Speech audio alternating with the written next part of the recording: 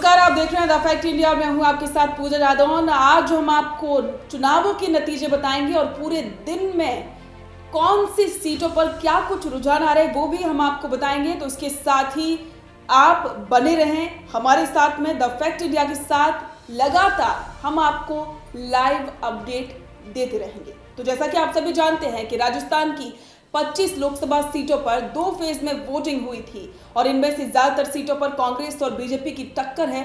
1-2 सीटों पर निर्दलीय और अन्य पार्टियों के प्रत्याशी भी मैदान में हैं। लोकसभा चुनाव 2014 और 2019 में राजस्थान में बीजेपी का दबदबा रहा है और इस बार भी बीजेपी राजस्थान में क्लीन स्वीप करने की उम्मीद कर रही है, लेकिन कांग्रेस ने भी जीत के लिए पूरा जोर लगाया है। अब आज शाम तक ये साफ हो जाएगा कि किसकी जीत होती है। उससे पहले तमाम एग्जिट पोल के नतीजे भी सामने आ चुके हैं। ज्यादातर एग्जिट पोल में राजस्थान में बीजेपी को बड़ा नुकसान होता दिख रहा है। एग्जिट पोल के मुताबिक बीजेपी इस बार राजस्थान में क्लीन स्वीप नहीं कर पाएगी, उसे 3 से 6 सीटों का नुकसान होगा, जबकि इंडिया अलायंस को 5 से 7 सीटें मिलती दिखाई दे रही हैं। दूसरी ओर श्री विधानसभा क्षेत्र में निर्दलीय विधायक रविंद्र सिंह भाटी सबको चौंका सकते हैं। भाटी बाड़मेर सीट से निर्दलीय उम्मीदवार हैं। राजस्थान में इस चुनाव में खूब इस सीट की चर्चा रही है, लेकिन सबसे ज्यादा जो सीट है वो नजर इस पर बनी हुई है। इसके अलावा जोधपुर, चूरू, बाड़मेर, भरतपुर, कोटा, बांसवाड़ा, जालौर और नागौर के एग्जिट पोल पर भी नजर सबकी बनी रही है और इसके साथ ही अब जो नतीजे आ रहे हैं आज, उन पर भी आज पूरे दिन सबको नजर रहने वाली है। तो आपको बता दें कि बाड़मेर सीट पर त्रिकोणीय मुकाबला है, आप सभी जानती हैं। श्री विधायक रविंद्र सिंह भाटी ने यहां पर त्रिकोणीय मुकाबला बना दिया था और उनकी सभा में जबरदस्त भीड़ भी देखने को मिली थी। बीजेपी ने यहां से कैलाश चौधरी को उतारा, कांग्रेस ने उम्मीदवार बेनीवाल को उतारा। प्रदेश की 5 सीटें ऐसी हैं जिन पर आज पूरे दिन सबकी नजर रहने वाली है। तो सबसे पहले हम बात कर लेते हैं जालौर की। लोकसभा चुनाव 2024 में राजस्थान की जालौर सिरोही सीट पर कांटे की टक्कर है। इस बार कांग्रेस बीजेपी ने यहां दोनों ने प्रत्याशियों को चुनावी मैदान में उतारा है। बीजेपी ने यहां लुम्बाराम चौधरी को उतारा है, तो वहीं कांग्रेस ने पूर्व सीएम अशोक गहलोत के बेटे वैभव गहलोत को उतारा और यही वजह है कि सबकी नजर इस सीट पर टिकी है। जालौर सिरोही लोकसभा सीट पर दूसरे चरण के तहत 26 अप्रैल को चुनाव हुआ था। अब बात कर लेते हैं बाड़मेर जैसलमेर की। राजस्थान की सीट की चर्चा पूरे देश में रही। बाड़मेर सीट पर त्रिकोणीय मुकाबला है। एक निर्दलीय प्रत्याशी से बीजेपी कांग्रेस के प्रत्याशियों को जबरदस्त टक्कर मिल रही है, जिससे चुनाव के नतीजे चौंकाने वाले हो सकते हैं।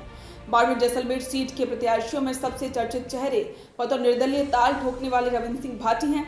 सोशल मीडिया पर उनकी जबरदस्त फैन फॉलोइंग भी है। जमीनी स्तर पर भी वो उतने ही लोकप्रिय नेता हैं।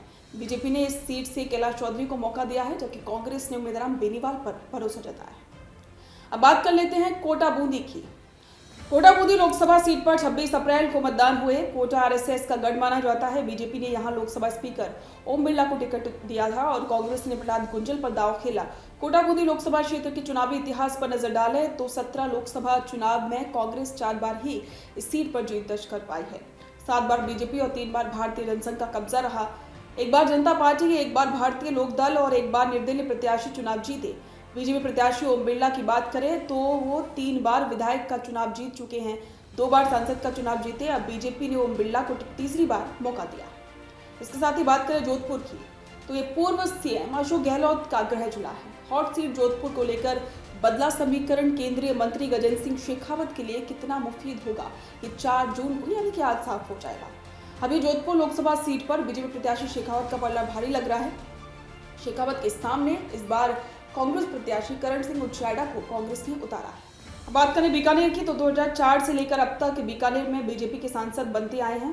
हालांकि इससे पहले लगातार 2 बार यह सीट कांग्रेस के कब्जे में रही। साल 2024 में लोकसभा चुनाव में बीजेपी भारी पड़ती नजर आ रही है, क्योंकि बीकानेर लोकसभा क्षेत्र की 8 विधानसभा सीटों में से 6 सीटों पर बीजेपी के विधायक काबिज हैं। कांग्रेस के केवल 2 ही विधायक हैं। हाल ही के विधानसभा चुनाव के हिसाब से देखा जाए तो बीकानेर में बीजेपी मजबूत लग रही है और अब आज स्पष्ट हो जाएगा कि इन सीटों पर क्या कुछ स्थिति रहने वाली है। इस पर आपके विचार हमारे साथ साझा करें और बने रहें द फैक्ट इंडिया के साथ।